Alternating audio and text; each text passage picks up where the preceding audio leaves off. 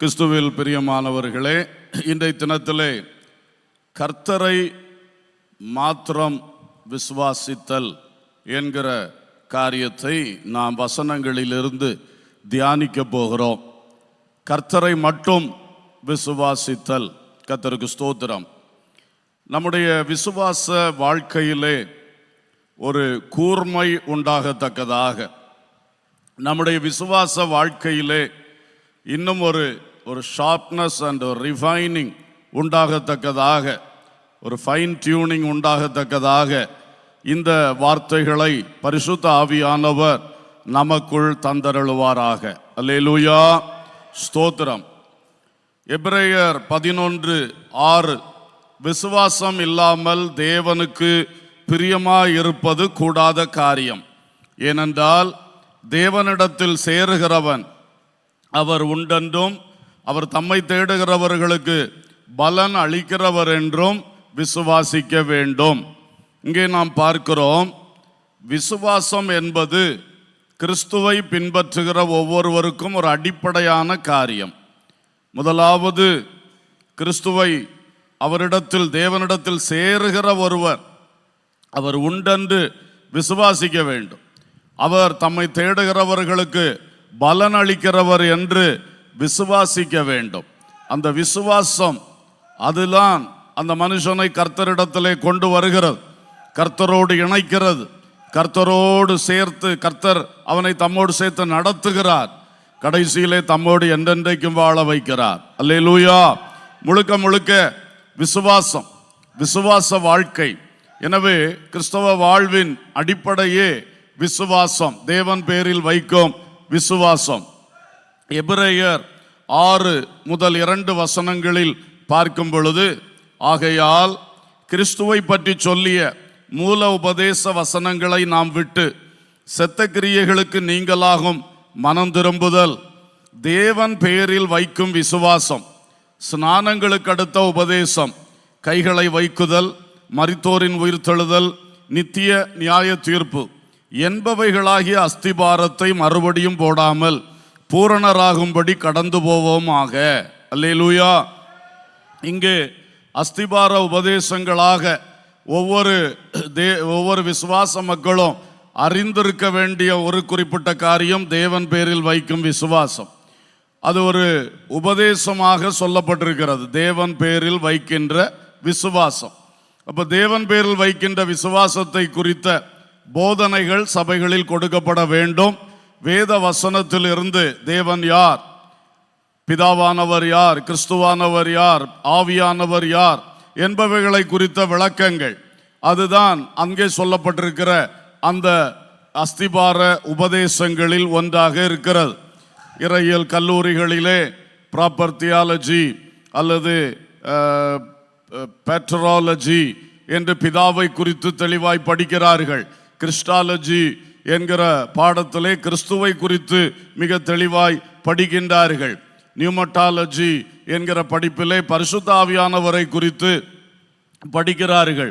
இப்படி தேவன் யார் என்பதை தெளிவாய் அறிந்து அவர் மேல் சரியான ஆரோக்கியமான விசுவாசம், ஆழமான விசுவாசம் வைக்கிறது ஒவ்வொரு விசுவாச மக்களுக்கும் தேவை. அது ஒரு அஸ்திபாரங்களில் ஒன்று என்று இங்கே சொல்லப்பட்டிருக்கிறது. இப்படி இருக்க விசேஷமாய் இன்றைக்கு நான் உங்களுக்கு சொல்ல வருகிறது, நாம் கர்த்தர் மேல் மாத்திரம் விசுவாசம் வைத்தவர்களாய் இருக்கணும். நம்முடைய விசுவாசத்தில் சில கலப்படங்கள் சேருகிறது, அவைகள் மாற்றப்படணும். அதுக்கு தான் இன்றைக்கு நான் பேசும்படியாக விரும்புகிறேன். கர்த்தருக்கு ஸ்தோத்திரம். தயவு செய்து உங்கள் ஒவ்வொருடைய விசுவாசத்தை இந்த வார்த்தைகளோடு கொஞ்சம் ஒப்பிட்டு பார்த்து, எந்த ஒரு நம்பிக்கை விசுவாசம் எனக்குள் இருப்பது சரியானது அல்ல, அதை கண்டுபிடிச்சு அதை விட்டுறணும், அதை விட்டு விலக வேண்டும். கர்த்தர் பேரில் மாத்திரம் சரியான விசுவாசம் உள்ளவர்களாக நாம் மாற வேண்டும். அந்த நோக்கத்தோடு தான் இந்த வார்த்தைகளை நான் சொல்லுகிறேன். கூடவே ஒரு வசனத்தையும் நினைப்பூட்டுகிறேன்.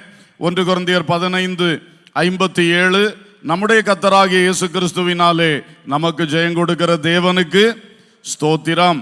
அல்லேலூயா. அப்ப நம்முடைய வாழ்க்கையிலே ஜெயம் தருகிறவர் பிதாவாகிய தேவன், இயேசு கிறிஸ்து மூலமாய் அதை தருகிறார். அல்லேலூயா.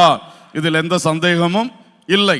இயேசு மரணத்தை ஜெயித்தவர், பாதாளத்தை ஜெயித்தவர், பாவத்தை ஜெயித்தவர், பிசாசை ஜெயித்தவர், உலகத்தை ஜெயித்தவர், மாம்சத்தை ஜெயித்தவர், சகலத்தையும் ஜெயித்தவர். அல்லேலூயா. அந்த இயேசு கிறிஸ்து மூலமாக நம்மை உருவாக்கின பிதாவாகிய தேவன் நமக்கு ஜெயத்தை கொடுக்கிறார். அல்லேலூயா. அப்போ வாழ்க்கையிலே ஒரு ஜெயத்தை பெற்றுக்கொள்ள வேண்டும் என்றால் இந்த கர்த்தர் மேல் தான் விசுவாசம் வைக்கணும்.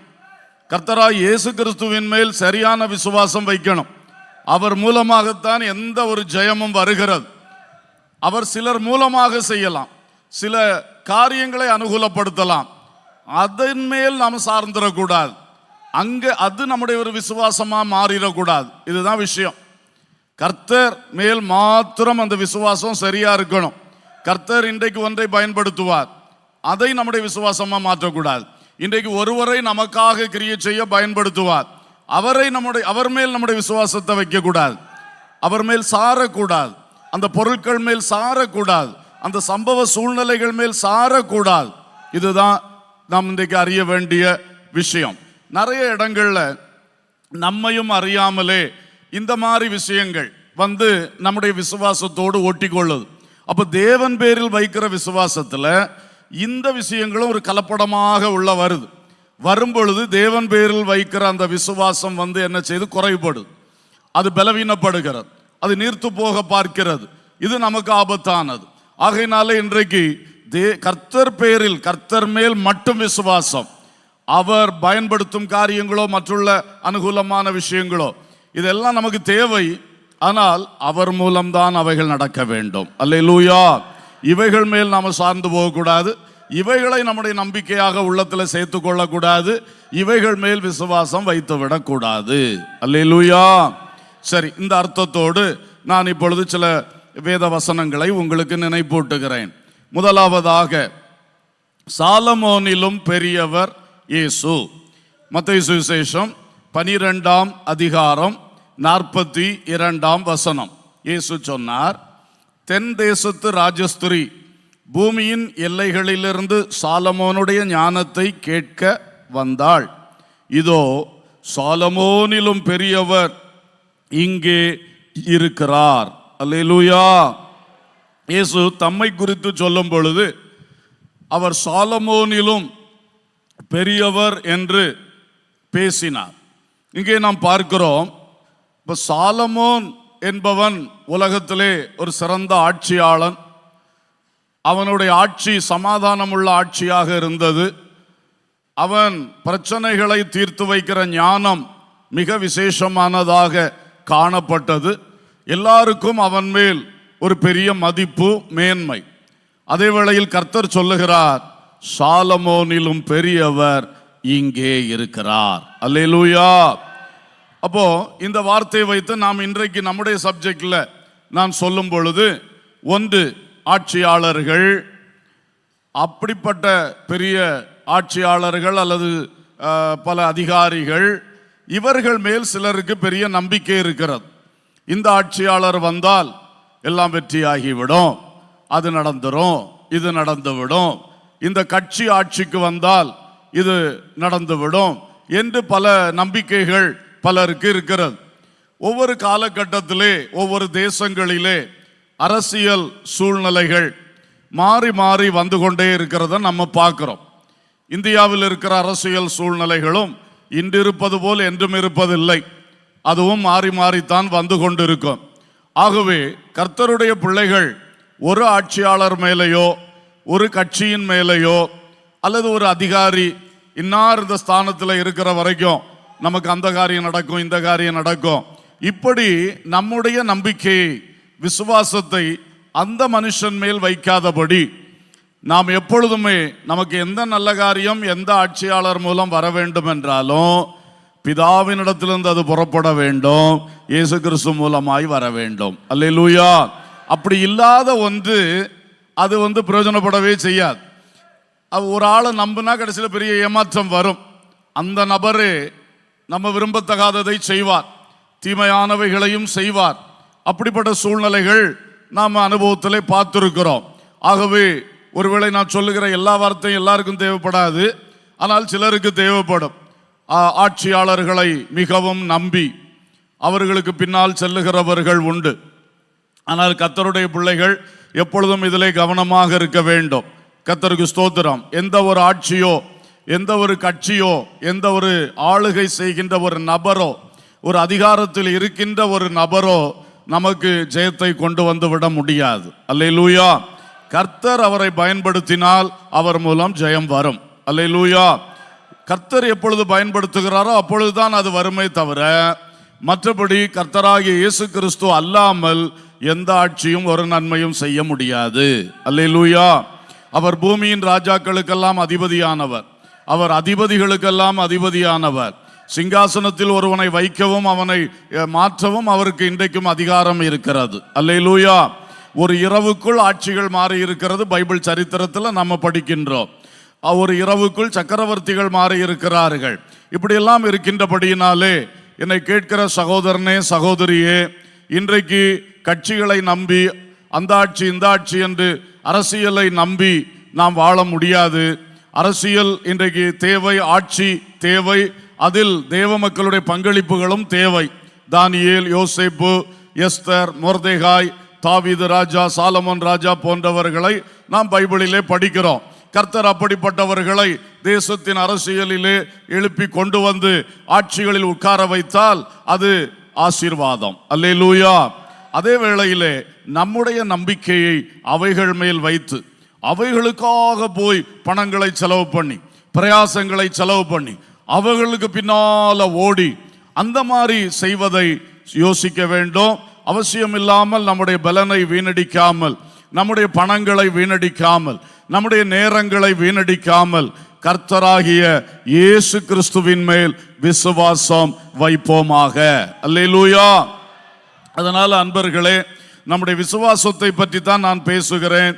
அந்த விசுவாசத்திலே இந்த மாதிரிப்பட்ட கலப்படங்கள் வராதபடி நான் கர்த்தரை தான் விசுவாசிக்கிறேன். உங்கள்கிட்ட இருந்து புறப்படாத ஒரு நன்மை எங்கேயும் வர முடியாது. ஆண்டவரே அதை தாரும். அப்படிப்பட்ட ஆட்சியாளர்களை எழுப்போம். எங்களுக்குள்ளிருந்தும் மக்களை எழுப்பி ஆட்சிகளில் கொண்டு வாரோம். இப்படிப்பட்ட ஜெபங்களை செய்வோம். ஆனால் எந்த ஒரு மனுஷன் மேலே நாம் சார்ந்து விடக்கூடாது. அல்லேலூயா. இவர்கள்தான் என்று நாம பேசி நாளைக்கு அவர்கள் மூலமே நாம் விரும்பத்தகாதது வந்துவிட கூடாது. அல்லேலூயா. சங்கீதம் 118 8, 9 ஆகிய வசனங்கள் எப்பொழுதும் நமக்கு நினைவில் தங்க வேண்டிய வசனம். மனுஷனை நம்புவதை பார்க்கிலும் கர்த்தர் பேரில் பற்றுதலாய் இருப்பதே நலம். பிரபுக்களை நம்புவதை பார்க்கிலும் கர்த்தர் பேரில் பற்றுதலாய் இருப்பதே நலம். அல்லேலூயா. ஸ்தோத்திரம். அதே போல சாலமோன் என்பவர் பெரிய ஒரு ஞானி. இன்றைக்கு சிலர் மனிதர்களில் ஞானமுள்ளவர்களாய் இருக்கிறவர்கள் மேல் சார்ந்திருக்கிறார்கள். அவர் சில காரியங்களில் சொன்ன ஆலோசனை வெற்றியாய் இருந்தது. அதனால அவர் எப்பவும் அவர் சொல்ற ஆலோசனை வெற்றியா இருக்கும்னு எடுத்துக்கொள்ள முடியாது. அவரையே நம்பி சார்ந்து வாழ முடியாது. அன்றைக்கு கர்த்தர் அவருக்கு அந்த ஞானத்தை கொடுத்தார், அந்த நல்ல ஆலோசனை நமக்கு தந்தார், நமக்கு ஜெயம் உண்டாயிற்று. அல்லேலூயா. அதனால இனி எல்லாத்துக்கும் அவர் மேல சாஞ்சி போனா தோல்வி வரும். அடுத்தது நம்ம கர்த்தர் மேல தான் சார்ந்திருக்க வேண்டும். அல்லேலூயா. ஞானிகள் அநேகர் இருக்கிறார்கள். அது நல்லது. ஞானிகள் பெருகினால் தேசம் ஆசீர்வதிக்கப்படும். ஞானிகள் பெருகினால் ஒரு சமூகம் ஆசீர்வதிக்கப்படும். சபைக்குள் வேதத்தை அறிந்த ஞானிகள் பெருகும் பொழுது அது சபைக்கு ஆசீர்வாதமாக மாறும். அல்லேலூயா. அது நிச்சயம். ஆனால் எந்த ஞானிகள் மேலும் நீங்கள் சார்ந்திருக்க கூடாது. அல்லேலூயா. நான் ஒவ்வொன்றும் சொல்லும் பொழுது யார் யாருக்கு எந்த பிரச்சனை இருக்குதோ அந்த கலப்படத்தை இன்னைக்கு புரிந்து கொள்ளுங்க. அதை உங்க விசுவாசத்தை விட்டு விலக்கி உங்க விசுவாசத்தை நீங்க கூர்மப்படுத்தணும். உங்க விசுவாசத்தை இன்னும் நீங்க அரித்து சுத்தமாக்கணும். அப்படி செஞ்சிட்டோம்னா உங்க வாழ்க்கையில ஒரு பெரிய ஜெயம் வரும். அல்லேலூயா. ஸ்தோத்திரம். ஆகவே இன்றைக்கு சில மக்கள் ஞானிகள், சாஸ்திரிகள், ஜோசியர்கள், நேபுகாத்நேச்சாருடைய சரித்திரத்தில் எல்லாம் பார்க்கிறோம். அவனுக்கு ஒரு பிரச்சனை வந்தா உடனே ஞானிகளே வாருங்கள், சாஸ்திரிகளே வாருங்கள், ஜோசியர்களே வாருங்கள் என்று தான் கூப்பிடுவார். அவர் முழுவதும் யாரை நம்பி இருக்கிறார்? இவர்கள் மேல் சார்ந்திருக்கிறார். அவரை சரியா ஏமாற்றி போட்டார்கள். அவர் விரும்புறதை அவங்களால செய்ய முடியல. பிறகு தேவ ஆவியை பெற்ற தானியேலை தான் கர்த்தர் அங்க பயன்படுத்தினார். அல்லேலூயா. ஆகவே எப்பொழுதுமே நாமும் சிலர்லாம் அதான் தங்களுக்குன்னு ஒரு ஞானியை வச்சிருப்பாங்க. இந்த ஆள்கிட்ட தான் ஆலோசனை கேட்கணும். சிலரெல்லாம் ஜோசியக்காரனை வச்சிருக்காக, குறி சொல்லுகிறவனை வச்சிருக்காக, மந்திரவாதிய தங்களுக்குன்னு வச்சிருக்கிறார்கள். இந்த நிலைகள் ஒருவேளை எல்லாருக்கும் இந்த வார்த்தை தேவையில்லை, ஆனால் யாரோ ஒருவருக்கு தேவை. அல்லேலூயா. அந்த காரியங்களில் இருந்து விடுபட்டு ஆக வேண்டும். கர்த்தருக்கு ஸ்தோத்திரம். சில நல்ல போதனையாளர்கள் இருக்கிறார்கள், நல்லா பேசுகிறார்கள். அவர்களுக்கு பின்னால் கூட்டம் கூடுகிறது. நல்ல சொற்பொழிவுகள், சமூக சொற்பொழிவுகள், சீர்திருத்த சொற்பொழிவுகள், கலாச்சாரத்தை குறித்த சொற்பொழிவுகள், அரசியலை குறித்த சொற்பொழிவுகள், தேசத்தின் பலது இருக்கு. நிறைய சில காரியங்கள் நல்லது, அது நல்ல காரியங்கள் பேசப்படுகிறது, அது சந்தோஷம்தான். அதே வேளையிலே இந்த மாதிரிப்பட்ட யாருடைய ஒரு நபருடைய காரியத்திலே சார்ந்து போகவே கூடாது. அல்லேலூயா. ஒருவருடைய சொற்பொழிவு அனைத்தும் கரெக்டானது என்று நீங்கள் எடுத்துக்கொள்ள முடியாது. அவருடைய ஒரு சில வார்த்தைகள் சரியாக இருக்கலாம், அதுக்காக அவர் சொல்றதெல்லாம் அப்படியே எடுத்துக்கொள்ள முடியாது. கர்த்தருக்கு ஸ்தோத்திரம். சில சொற்பொழிவாளர்களை, சில பட்டிமன்ற பேச்சாளர்களை அதிகமாய் ரசித்து அதிகமாய் அவருடைய வார்த்தைகளை கேட்கின்ற பழக்கம் இருக்கும். கர்த்தருக்கு ஸ்தோத்திரம். நல்ல பேச்சுகள் கேட்பது தவறல்ல, பாவம் அல்ல. ஆனால் யார் மேல சாருகிறீங்களோ கவனம் வையுங்கள். அவைகள் எல்லாம் சரியானது என்று நீங்கள் எடுத்துக்கொள்ளாதிருங்கள். அதனால் தேவ பிள்ளைகள் பலர் வசனத்தின் சத்தியத்தை விட்டு வழிவிலக ஏது உண்டாகிறது. வசனத்தின் மூலமா இயேசுவின் மேல் வைத்த விசுவாசத்திலிருந்து தளர்வதற்கு வாய்ப்பு அங்கே உருவாகிறது. அதனால தான் நம்முடைய விசுவாசம் கர்த்தர் மேல் இருக்கணும், கர்த்தர் மேல் மட்டும் இருக்கணும், கூர்மையா இருக்கணும், நல்ல அரித்து சுத்தமாக்கப்பட்டதா இருக்கணும். அல்லேலூயா. இதுக்காகத்தான் நான் இந்த பிரசங்கத்தை பண்ணுகிறேன். கர்த்தருக்கு ஸ்தோத்திரம். பல தத்துவ மேதைகள் உண்டு, கொள்கை நல்ல கொள்கைகளை பேசினவர்கள் உண்டு. அதனால நம்முடைய தேசத்துக்கு, நம்முடைய மாநிலத்துக்கு ரொம்ப நன்மைகள் உண்டாகி கொண்டு இருக்கிறதும் உண்மைதான், இல்லை என்று சொல்லவே முடியாது.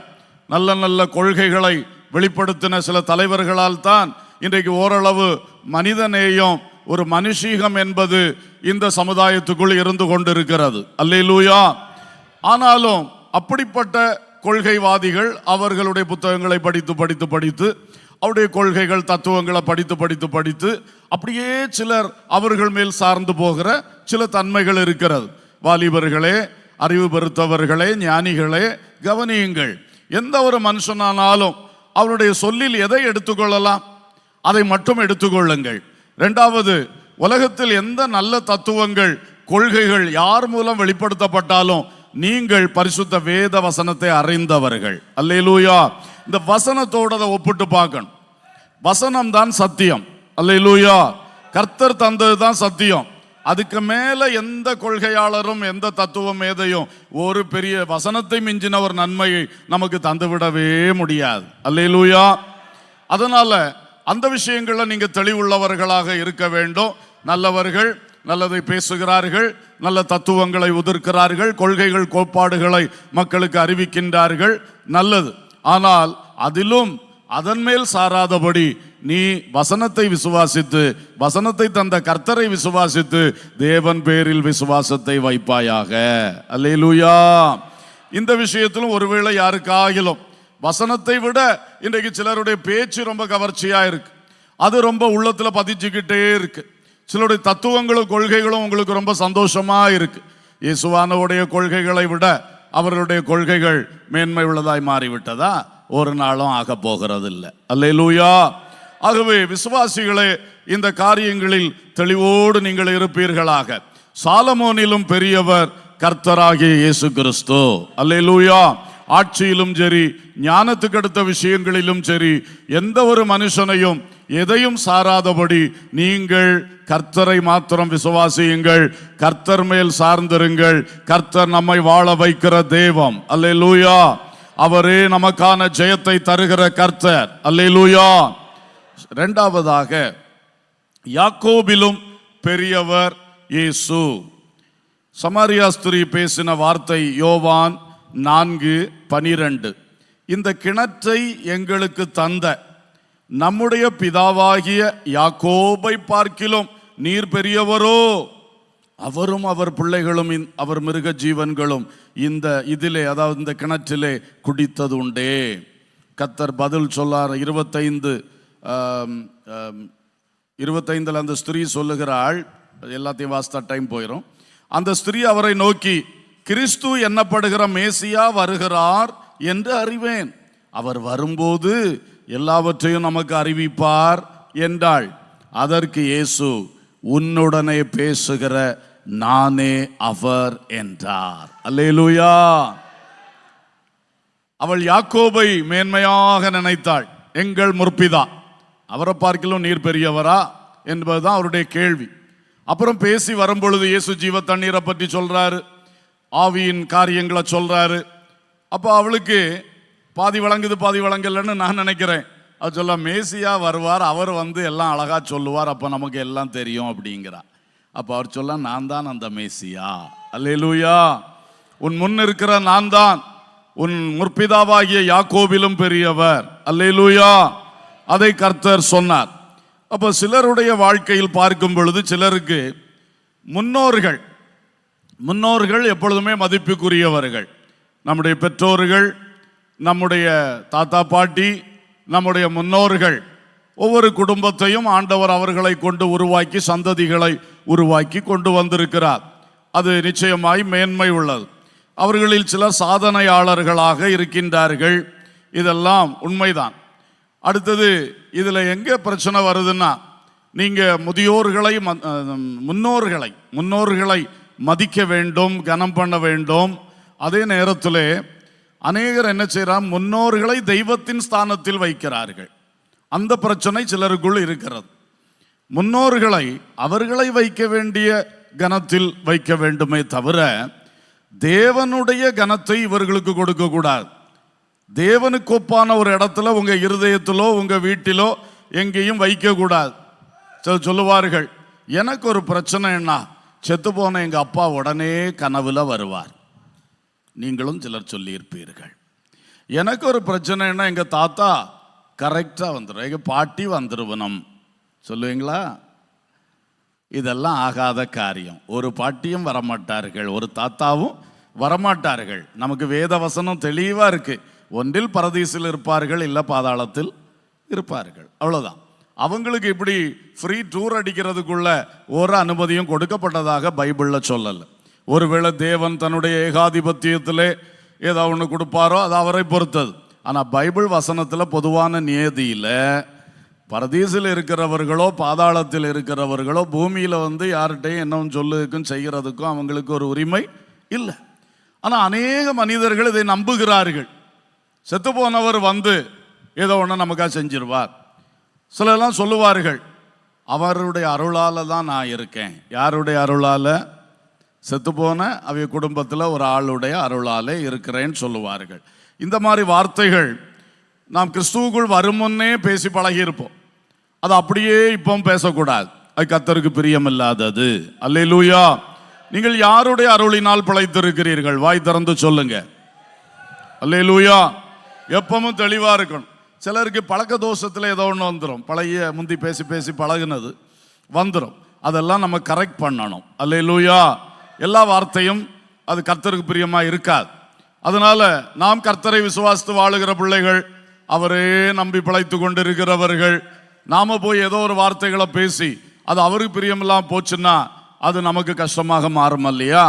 ஆகையினாலே கவனிக்க வேண்டும். ஆகவே அன்பர்களே, இங்க இந்த மாதிரிப்பட்ட காரியங்கள், சிலரெல்லாம் செத்து போனவர்களுடைய போட்டோவை இன்னைக்கும் வீட்டில் வச்சு அதுக்கு ஒரு மெழுகுத்திரி கொளுத்தி வைக்கிறது, விளக்கு கொளுத்தி வைக்கிறது, இப்பெல்லாம் ட்விங்க்லிங் லைட்டு போட்டு வைக்கிறது, வெட்டி வெட்டி எரிஞ்சிட்டு இருக்கக்கூடிய லைட்டுகள் போட்டு வைக்கிறது, மாலை போடுறது.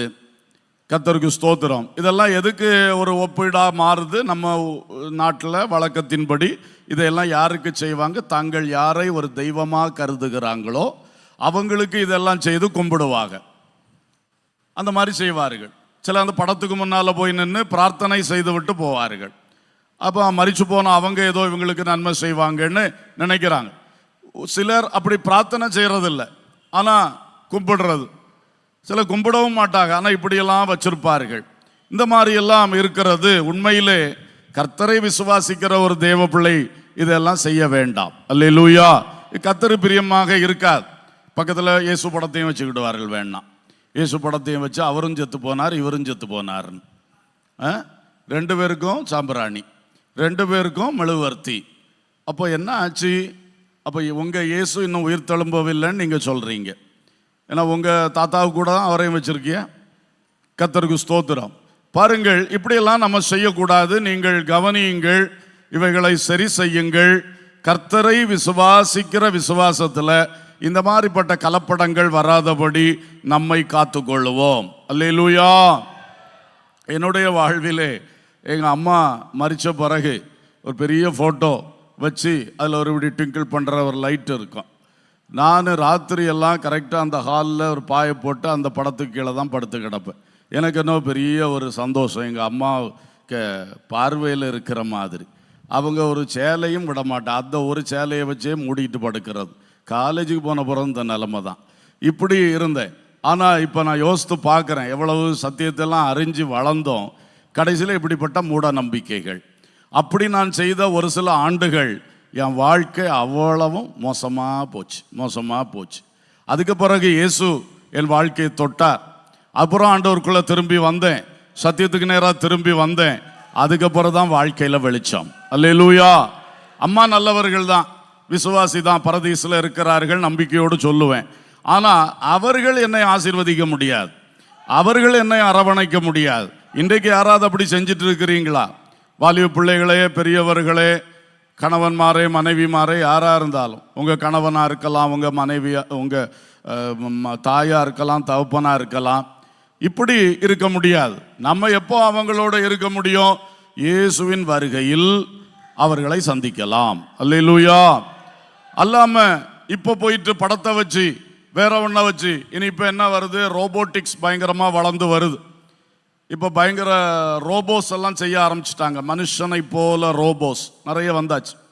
அப்போ செத்து போனவங்களுக்கு குவாலிட்டிஸ், அவங்களுடைய ஃபோட்டோ, அவங்களுடைய கேரக்டர்ஸ் எல்லாம் சொல்லி கொடுத்தீங்கன்னா அதே மாதிரி ஒரு ரோபோ வடிவமைச்சு தந்துடுவாங்க. இப்போ செயல்பாட்டில் வந்தாச்சு. நீ நிறைய அப்படி வரும். திடீர்னு ஒரு வீட்டில் போனால் இது ரோபோவா இது ஆளான்னு நீங்கள் சந்தேகப்படக்கூடிய காலம் சீக்கிரம் வருகிறது. புரியுதா?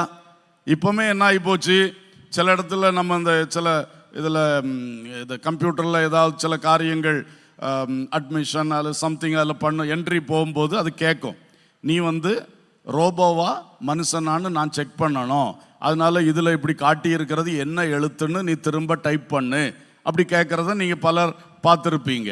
பாருங்க, இயந்திரம் மனுஷன்கிட்ட கொஸ்டின் பண்ணுது, நீ மனுஷனா இயந்திரமானு அது நம்மகிட்ட கேட்குது. அந்த அளவுக்கு தலைகீழாக போயிட்டுருக்கு. அப்போது இயந்திரங்கள் பயங்கரமாக வரப்போகுது. பைபிளில் மிருகங்கள் என்ற வார்த்தை நிறைய இடத்துல வருது. சில இடத்துல உண்மையாய் மிருகங்களை பற்றி அது குறிக்கும், சில இடத்துல இயந்திரங்களை குறித்து குறிக்கும், சில இடத்துல அந்தி கிறிஸ்து போன்ற அந்த நபர்களை பற்றி குறிக்கும். அப்போது இந்த மாதிரி ஒரு மிருக உலகத்திலே இயந்திரங்கள் ஒரு பக்கம், உண்மையாய் மிருகங்கள். இன்னைக்கு நாய்க்கு இருக்கிற மதிப்பு மனுஷனுக்கு கிடையாது, இல்லையா? கர்த்தருக்கு ஸ்தோத்திரம். தெருநாய் கடிச்சவன் செத்தாலும் தெருநாயை ஒன்றும் செய்திடக்கூடாது, பாம்பு கடிக்கும் பாம்பை ஒன்றும் செய்திடக்கூடாது. இந்த மாதிரி மிருகங்களுக்குள்ள அந்த உயர்வை பாருங்கள். எந்திரங்கள் எப்படி ஆளுகைக்கு நேராய் போய் கொண்டிருக்கிறது. இந்த பைபிள் சொல்லுகிற மிருகங்களாகிய இந்த அந்தி கிறிஸ்து போன்றவர்கள், அவர்களுடைய ஆவிகள் எவ்வளவு பயங்கரமாக வருகிறது. அப்போ இப்படியெல்லாம் நடக்கு. சரி, நான் சொல்ல ஆரம்பித்த விஷயம் என்னன்னா, இந்த மாதிரிலாம் வரும்பொழுது இனி இந்த மாதிரி விக்கிரக ஆராதனை பெருகும். மனுஷன் இழந்து போன ஒரு ஆளை பெற்றுக்கொண்டது போல வீட்டுக்குள்ளேயே வச்சு அவனுக்கு வாழக்கூடிய அளவுக்கு காரியங்கள் வருகிறது. அப்போ நம்ம இதிலெல்லாம் ரொம்ப தெளிவாக இப்பொழுதே இருக்க வேண்டும்.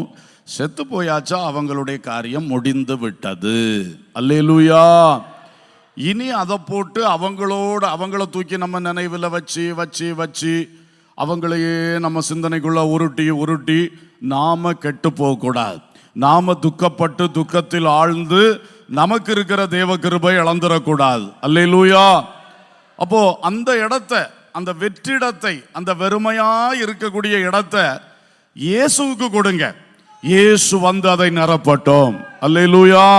நீங்க யாரை இழந்திருக்கீங்களோ அவங்க ஒரு இடம் உண்டு உங்க இருதயத்துல. ஆனா இப்போ இனி அவங்கள வச்சு நிரப்பிக்கிட்டே இருந்தா அது நமக்கு நல்லதல்ல. அந்த இடத்தை இயேசு கிறிஸ்துவினால் நிரப்பினால் அது மிக மேன்மை. அல்லேலூயா. சோ முன்னோர்கள் விஷயத்திலே நீங்கள் கவனியுங்கள்.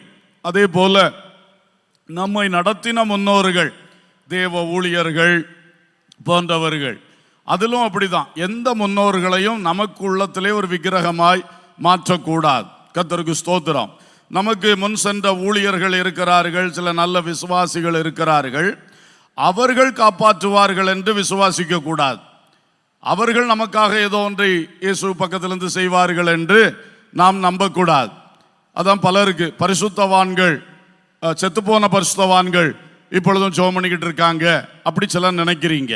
பைபிள்ல அப்படி இல்லவே இல்லை. ஸ்தோத்திரம். தேவதூதர்கள் ஜெபிப்பார்கள், நமக்காக பரிந்து பேசுவார்கள் சிலர் நினைக்கிறீங்க. அப்படி பைபிள்ல இல்லை. அல்லேலூயா. இதுல எல்லாம் தேவ மக்கள் தயவு செய்து தெளிவுள்ளவர்களா இருங்க.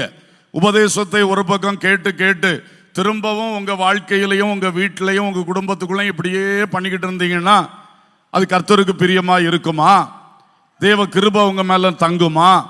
யோசித்து பாருங்கள். சில காரியங்கள்ல ஜெயம் எடுக்க வேண்டிய காரியங்கள், வேறுபடுத்த வேண்டிய காரியங்கள், இதுல நீங்க ஸ்டெப் எடுக்கணும். அப்பதான் கர்த்தர் கிரியை செய்ய முடியும். அல்லேலூயா. ஸ்தோத்திரம். ஏதோ அப்படியே விட்டுட்டு போனோம்னா நாளைக்கு அது சரியாகாது. அவர்கள் ஒருத்தரும் நம்மளை இனி காப்பாற்ற போறதில்லை, அவர்கள் நமக்காக ஜெபிக்க போறதில்லை. ஆனால் அவர்கள் வாழ்ந்த விசுவாசத்தை நாம் பின்பற்றணும். அவர்கள் வைத்து போன நல்ல சாட்சிகளை நாம் பின்பற்றணும். நல்ல அடிச்சுவடுகளை பின்பற்ற வேண்டும். அல்லேலூயா. அதான் எபிரேயர் 13:7 சொல்லுகிறது. வாசிங்க. எபிரேயர் 13:7. தேவ வசனத்தை உங்களுக்கு போதித்து உங்களை நடத்தினவர்களை நீங்கள் நினைத்து அவர்களுடைய நடக்கையின் முடிவை நன்றாய் சிந்தித்து அவர்களுடைய விசுவாசத்தை பின்பற்றுங்கள். ஸ்தோத்திரம். அவர்களுடைய விசுவாசத்தை பின்பற்றுங்கள்னு சொல்லியிருக்கே தவிர அவர்களோடு இனி ஒட்டியிருங்கள்னு சொல்லலை. ஆகவே முன்னோர்கள் மேன்மை உள்ளவர்கள். ஆனால் முன்னோர்களை வைக்க வேண்டிய ஸ்தானத்திலே கர்த்தருடைய பிள்ளைகள் வைக்க கற்றுக்கொள்ள வேண்டும். என்னைக்கும் மதிக்கணும். அவர்களை பற்றி சிலரெல்லாம் பாருங்க, செத்து போனவர்களை பற்றியும் வாயில வந்தபடி பேசுகிறது. எவ்வளோ மோசமான ஒரு கோணம் உங்களுக்கு. அதான் செத்து போயாச்சுல்ல. எல்லா மனுஷனும் வாழ்க்கையில் நிறைவும் இருக்கும், சில குறைவு இருக்கும். குறைவில்லாத மனுஷன் யாருமே கிடையாது. பைபிள்லே பேதுருவாகட்டும், பவுல் ஆகட்டும், மோசே ஆகட்டும், தாவீது ஆகட்டும், எல்லாருடைய நிறைவுகளும் எழுதியிருக்கு, சில குறைகளும் சுட்டி காட்டப்பட்டிருக்கிறது. அதனால எல்லா மனுஷருக்கும் அது உண்டு. அப்போ செத்து போன பிறவாது விடக்கூடாது ஐயா. சில அதுக்கு மேலே அவதான் இப்படி பண்ணிட்டு போயிட்டான், அவதான் இப்படி பண்ணான், அப்படி இப்படின்னு சொல்லி அப்படி பேசாதிருங்கள். ஒரு மதிப்பு இருக்கட்டும், மரியாதை இருக்கட்டும். பொதுவாக செத்த வீட்டில் சாட்சியெல்லாம் சொல்லுவார்கள், யாருமே அவளுடைய குறைய சொல்ல மாட்டார்கள். அப்படிதானே? அப்படி தான் செய்யணும். செத்த வீட்டில் போய் நின்றுட்டு நான் ரொம்ப உண்மை உள்ளவன், ரொம்ப வெளிப்படைத்தன்மை உள்ளவன் சொல்லிட்டு அவங்களுடைய குறைய பேசினா எப்படி இருக்கும்? அது ஒரு விவேகம் இல்லாத காரியம். ஆகையினாலே அப்படி குறைகள் பேசாதபடி மதிப்புள்ளவர்களாக இருக்க வேண்டும். அதே நேரத்தில் அவர்களில் சார்ந்து வாழாதிருங்கள். அல்லேலூயா. நான் சொப்பனத்தை பற்றி சொன்னனே, அவர் சொப்பனத்தில் வரார், இவர் சொப்பனத்தில் வரார், அதை சொன்னார், இதை சொன்னார். ஸ்தோத்திரம். அது அவர்கள் அல்ல. புரியுதா? அவர்கள் அல்ல. உங்கள் மன தோற்றம், உங்கள் மன தோற்றம், மனசுக்குள்ளே ஏற்கனவே தேவ வசனங்கள் தங்கி இருக்கிறது. அதெல்லாம் இருக்கும் பொழுது சில வேளைகளில் அப்படிப்பட்ட தோற்றத்திலே சில வார்த்தைகள் உங்களுக்கு வருவது உண்டு. அது சில வேளை நன்மையாகவும் இருக்கலாம், சில வேளை இல்லாமலும் இருக்கலாம். அதனால அந்த நபர் என்பது அல்ல, ஒருவேளை அந்த வார்த்தை என்னது என்பதை கொஞ்சம் கவனிங்க. ஏன்னா அவர்கள் முன்னாடி சொன்ன விஷயமோ அது ஏதோ ஒரு காரியம் உங்களுக்குள்ள தங்கி இருக்கும். ஏன்னா நல்ல அடிச்சுவடுகள் தங்கி இருப்பது நல்லதுதான். அது திடீரென்று வெளிப்படும். ஆனால் நமக்குள்ள இருக்கிற மன தோற்றத்தின்படி அவர்களுடைய சாயலிலே அது வெளிப்படலாம். அதனால அவர்கள்தான் வந்து விட்டார்கள் என்று நீங்கள் நினைத்து அவர்களையே தேடிக்கொண்டு இருக்காதிருங்கள். அல்லேலூயா. உங்கள் கஷ்ட நேரத்தில், வேதனையின் நேரத்தில் இயேசுவை தேடுங்கள். அல்லேலூயா. இயேசுவை தேடுங்கள். அவர் ஒரு தூதன் அனுப்பி உங்களோட பேசினா பேசட்டும், அவர் யாரை அனுப்பி பேசணுமோ பேசட்டும். ஆனால் நீங்கள் இயேசுவை தேடுங்கள். அல்லேலூயா, கர்த்தருக்கு ஸ்தோத்திரம். மூன்றாவதாக, தேவர்களிலும் பெரியவர் கர்த்தர். அல்லேலூயா, அல்லேலூயா, ஸ்தோத்திரம். வேதத்தில் நிறைய வசனங்கள் இருக்கிறது. கர்த்தர் எல்லா தேவர்களை பார்க்கிலும் பெரியவர் என்று இருக்கிறது. எத்ரோ என்கிற மனுஷன் சொன்ன ஒரு வார்த்தை, மோசையின் மாமன், யாத்ராகமம் 18:11, கர்த்தர் எல்லா தேவர்களை பார்க்கிலும் பெரியவர் என்பதை இப்பொழுது அறிந்திருக்கிறேன். அவர்கள் இடும்பு செய்த காரியத்தில் அவர்களை மேற்கொண்டார். அல்லேலூயா. முந்தின வசனத்தில் எகிப்தியரின் கைக்கும் பார்வோனின் கைக்கும் உங்களை விடுவித்தார் என்று சொல்லிவிட்டு இந்த வார்த்தையை சொல்லுகிறார். ஆகவே எகிப்திலே நிறைய தெய்வங்கள், தேவர்கள் எண்ணப்பட்டவர்கள். நைல் நதி ஒரு தெய்வம், தவளை ஒரு தெய்வம், பேன் ஒரு தெய்வம், அது இது எல்லாம் அவர்களுக்கு நிறைய தெய்வங்கள். ஆனால் கர்த்தர் ஒவ்வொரு வாதையிலும் அவர்களுடைய ஒவ்வொரு தெய்வத்தை அடித்து அடித்து அடித்து தானே தேவன் என்பதை வெளிப்படுத்தினார். அல்லேலூயா, கர்த்தருக்கு ஸ்தோத்திரம். செங்கடலையே ரெண்டாய் பிளந்து தன்னுடைய மகத்துவத்தை வெளிப்படுத்தினார். அல்லேலூயா. அப்ப கர்த்தர் எல்லா தேவர்களுக்கும் மேலானவர். தேவர்கள்னா தேவர்கள் என்று உலகத்தில் அறியப்பட்டவர்கள், அறியப்படுகிறவர்கள், எல்லாருக்கும் மேலானவர் என்று சொல்லி இருக்கிறது. தாவீது பலமுறை சொல்லி இருக்கிறார் தன்னுடைய சங்கீதங்களிலே. தன் வாழ்க்கையோடு ஒப்பிட்டு தேவனை குறித்து சொல்லும் பொழுது 2 சாமுவேல் 7வது அதிகாரம் 19-25 வரைக்கும் விளக்கமா சொல்றார். அலைந்து திரிந்த என் வாழ்விலே, எத்தனையோ தேசங்கள்ல ஓடி ஓடி உயிருக்கு பயந்து, சொந்த நாட்டுக்குள் வாழ முடியாமல் சவுலுக்கு பயந்து வாழ்ந்த காலங்கள் அலைந்து திரிந்த. ஆனால் என்னை கொண்டு சிங்காசனத்தில் உட்கார வச்சு என் சந்ததிக்கு தொடர்ந்து சிங்காசனத்தை தருவேன் என்று என்னோடு பேசினீரே, உன் வீடு நிலையான வீடாயிருக்கும் என்று என்னோடு பேசினீரேன்னு சொல்லி வரும்பொழுது சொல்லுகிறார், தேவனாகிய கர்த்தரே நீர் பெரியவர் என்று விளங்குகிறது. அல்லேலூயா. இதிலே அவர் பழைய அனுபவத்திலிருந்தே கொண்டு வருகிறார். எப்படி ஆபிரகாமை அழைத்தீர், எப்படி யாக்கோபை நடத்தினீர், எல்லாம் சொல்றார். அப்போ கர்த்தர் ஒரு சந்ததியை தெரிந்து கொண்டார். ஆபிரகாம் தொடங்கி அன்றைக்கு தாவீது வரைக்கும் இன்றைக்கும் நாம காணத்தக்கதா ஒரு இஸ்ரவேல் இருக்கிறது. அது என்றைக்கும் நிலை நிற்கிறது. அல்லேலூயா. அதை அழித்து விட ஒருவராலும் முடியவே இல்லை. ஏன்னா கர்த்தர் தேவர்களிலெல்லாம் உயர்ந்தவர். அல்லேலூயா. அநேக பிற தெய்வங்களை தங்களுக்கு பலனாய் கொண்டவர்கள் இந்த ஜனத்துக்கு விரோதமாய் பல போராட்டங்களை செய்கிறார்கள். கர்த்தர் எழுதி வச்சது, கர்த்தர் சொன்னது அப்படியே நிறைவேறுகிறது. இந்த அடிப்படையில் தான் தாவீது நிறைய பேசுகிறார். பேசி சொல்லுகிறார், கர்த்தர் தேவர்களை பார்க்கிலும் சொல்லுங்க பெரியவர்.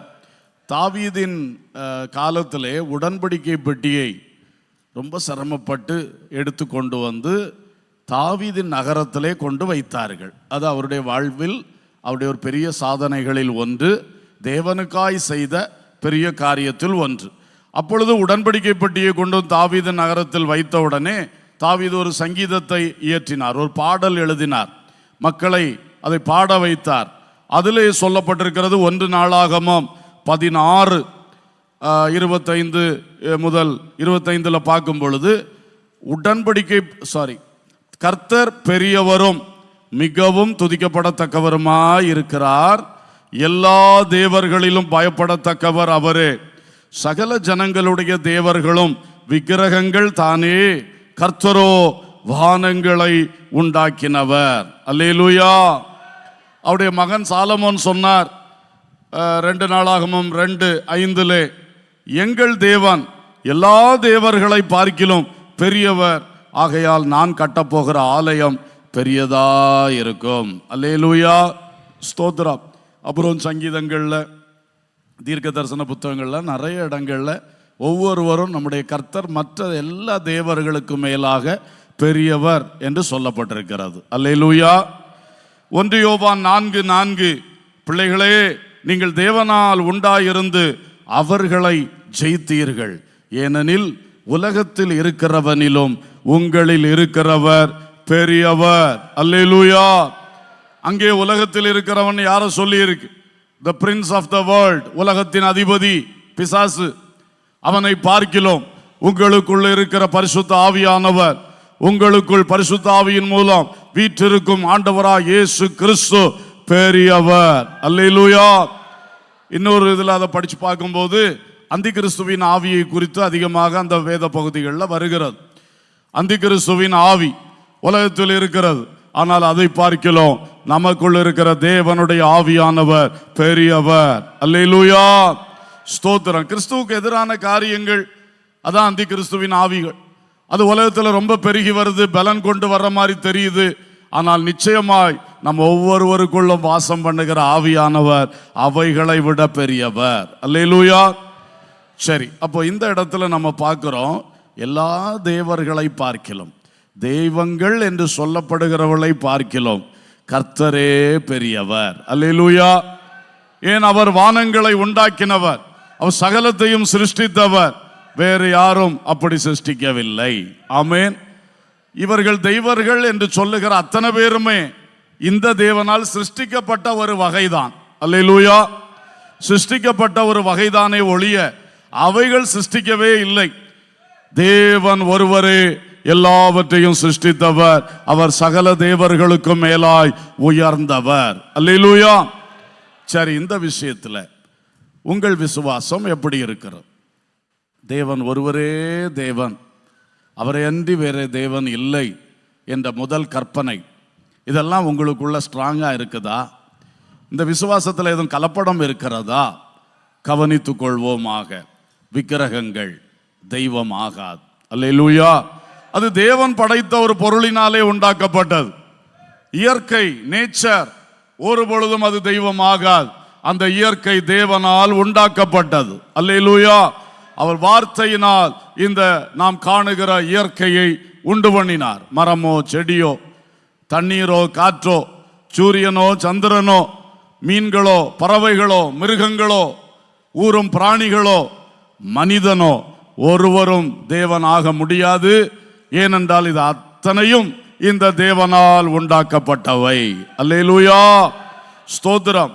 அதனால விக்கிரகங்களை குறித்து ஒரு இதுவும் தெய்வமா இருக்குமோ என்ற நினைவு வரக்கூடாது. இயற்கை பார்த்தோன்னே ஒரு சூரியனுக்கு ஒரு கும்பிடு போடுறது, கடலுக்கு ஒரு கும்பிடு போடுறது, கடலுக்கு ஒரு காணிக்கையை தூக்கி வீசுறது, இந்த பழக்கங்கள் இருக்கக்கூடாது. ஸ்தோத்திரம். ஜீவ ஜந்துக்களா இருக்கட்டும், எதுவும் தேவர்கள் என்று அறியப்படலாம் உலகத்திலே, ஆனால் அவைகள் ஒரு பொழுதும் தேவர்கள் அல்ல. அல்லேலூயா. சிலர் ஆவிகளை வழிபடுகிறார்கள்.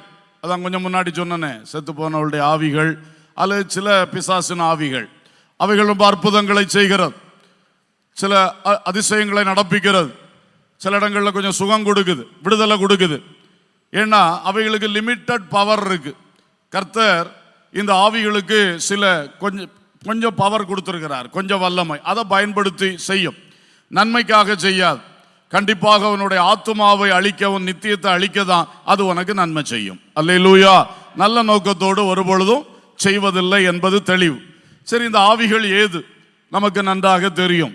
பரலோகத்திலே தேவனுக்கு முன்பாய் கிளர்ச்சி உண்டு பண்ணின லூசிபர் என்கிற பிசாசானவன், அவனோடு சேர்ந்த தேவதூதர் கூட்டம், அவைகளை கர்த்தர் அடித்து கீழே தள்ளினார். வானமண்டலங்களிலே அவைகள் இன்றைக்கு கிரியை செய்து கொண்டு நிற்கிறது.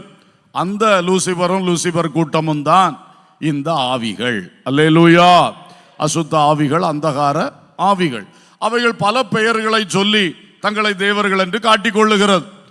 ஒரு மிருகத்தின் சாயலை காட்டி, வேறொரு சாயலை காட்டி, அதை காட்டி இதை காட்டி கிரியை செய்வது ஏது? இதுதான். சில வேளை உங்க சொப்பனத்துக்குள்ள வாரதும் அதுதான், சில வேளை உங்களுக்கு வெளிப்பாடு தரது அதுதான். ஏதோ ஒரு மனுஷனோ ஒரு காரியமா அல்ல. அப்போ தேவன் வெளிப்பாடு தருவார், தேவன் சொப்பனம் தருவார், பிசாசுகளும் தரும். இன்னொரு பக்கம் மனுஷனுக்குள் இருக்கிற அந்த சப்கான்சியஸ் மைண்ட்ல இருந்தும் சில காரியங்கள் வருது. அதனால தான் நம்ம அதை பகுத்து அறியணும். அல்லேலூயா. சரி, இந்த ஆவிகளை வழிபடக்கூடாது. அவைகள் அனைத்தும் சிருஷ்டியே தவிர அவைகளில் ஒன்றும் சிருஷ்டிகர் அல்ல. அல்லேலூயா. அவைகள் ஒன்றும் நம்மை வாழ வைக்க முடியாது, நம்மை ரட்சிக்க முடியாது, நம்மை காப்பாற்ற முடியாது. நம்மை மரணத்துக்கு அந்த பக்கம் நமக்கு நித்திய ஜீவனை தர அவைகள் ஒன்றாலும் முடியாது. அல்லேலூயா, அல்லேலூயா. எனவே இந்த விஷயத்திலும் யாருக்காயிலும் பிள்ளைகளே, வாலிபர்களே, பலரோடு பழகுகிறீர்கள், பல காரியங்களை படிக்கிறீர்கள், புத்தகங்களில் படிக்கிறீர்கள், கல்வியில் படிக்கிறீர்கள், நண்பர்கள் பல காரியங்களை வந்து சொல்லுகிறார்கள், அவரவருடைய நம்பிக்கைகளை உங்கள்கிட்ட சொல்கிறாங்க. ஆனால் நீ ஞாயிறு பள்ளியில் ஒழுங்காக வசனம் படி, வாலிபர் கூட்டத்தில் ஒழுங்காக சொல்லுகிறத கேட்டு கிறிஸ்துவை குறித்து தெளிவாய் அறிந்து கொள். நாம் ஆராதிக்கிற தேவன் யார் என்பதை குறித்த தெளிவான விசுவாசம் உனக்குள் ஸ்தாபிக்கப்பட்டிருக்கட்டும். அல்லேலூயா. யார் எதை சொன்னாலும் உடனே அப்படி இருக்குமோ, ஒருவேளை இப்படி இருக்குமோ, நான் கிறிஸ்தவ குடும்பத்தில் பிறந்தனால நான் இப்படி இயேசு கிறிஸ்தான் தெய்வம்னு சொல்லிட்டு இருக்கணும், மற்ற எனக்கு தெரியாம இருக்கோ, அப்படி அல்ல. நீ கிறிஸ்துவுக்குள் வந்தது பாக்கியம், அல்லது கிறிஸ்தவ குடும்பத்தில் நீ பிறந்தது உனக்கு பாக்கியம். அதை நீ வந்து கரெக்டான வழியில் நிற்கிறாய், ஒரு பொழுதும் நீ தள்ளாடி போகாதே. அல்லேலூயா. சில இடங்கள்ல இதெல்லாம் நடக்கிறது. நம்ம பிள்ளைகள் எத்தனை பேர் இப்படிப்பட்ட போராட்டத்துக்குள் இருக்கிறீர்கள் தெரியல. அந்த மாதிரி பேச்சுகளுக்கு இனி செவி கொடுக்காதே. அல்லேலூயா. நீ வசனத்தை நன்றாய் படி, உனக்கு ஆண்டவர் தந்திருக்கிற அந்த வசன போதனைகளை நன்றாக நீ விரும்பி ஏற்றுக்கொள், அதை உள்ளத்திலே பதித்துக்கொள். நாம் ஆராதிக்கிற கர்த்தர் ஒருவரே கர்த்தர். அல்லேலூயா. வேறொன்று இல்லை. அல்லேலூயா. பெரியவர்களும் அப்படித்தான். ஒருவேளை புதுசா வந்துட்டு இருப்பீங்க நண்பர்களே, இதுவா அதுவா என்கிற எண்ணமே வேண்டாம். தேவன் ஒருவரே தேவன். அல்லேலூயா.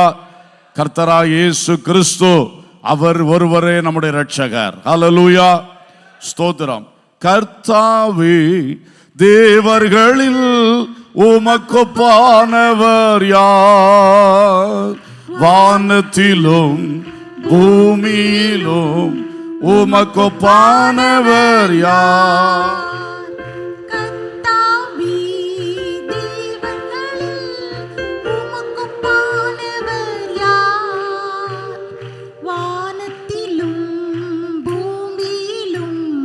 உமக்கொப்பானவர் யார்?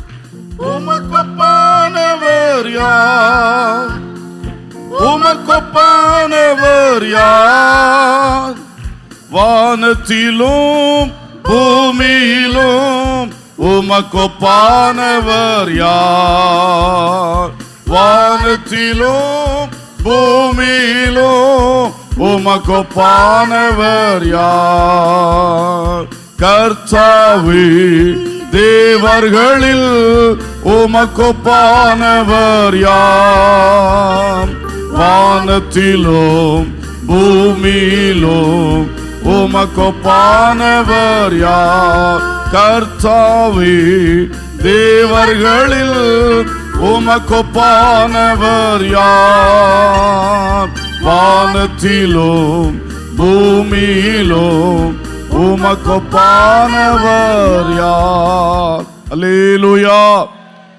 இந்த விசுவாசத்தில் மிக உறுதியாய் இருங்கள். ஏன்னா இதுல கர்த்தர் பழைய ஏற்பாட்டிலே சொல்லி இருக்கிறாரு, உன் தேவனாகிய கர்த்தர் ஒருவரே தேவன்.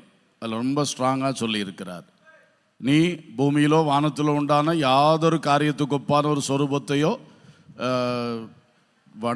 உருவாக்கவும் கூடாது, வணங்கவும் கூடாதுன்னு சொல்லி இருக்கிறார். இந்த விஷயத்தில் நான் எரிச்சல் உள்ள தேவனாயிருந்து 3ஆம் 4ஆம் தலைமுறை மட்டும் விசாரிப்பேன் அல்லது தண்டிப்பேன் என்று சொல்லி இருக்கிறார். அல்லேலூயா.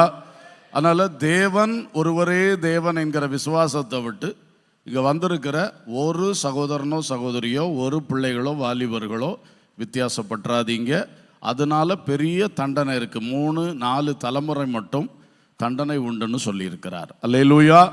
ஆனால் இன்றைக்கு உன்னுடைய தவறான விசுவாசத்தை விட்டுவிட்டு தேவன் ஒருவரே தேவன், இயேசு கிறிஸ்து ஒருவரே அவரை அடைவதற்கு வழி என்பதில் நீங்க உறுதியான விசுவாசம் கொண்டு கிறிஸ்துவை பின்பற்றுவீர்கள் என்றால் உங்களுக்கு 1000 தலைமுறை மட்டும் அவர் இரக்கம் செய்வேன் என்று சொல்லி இருக்கிறார். அல்லேலூயா.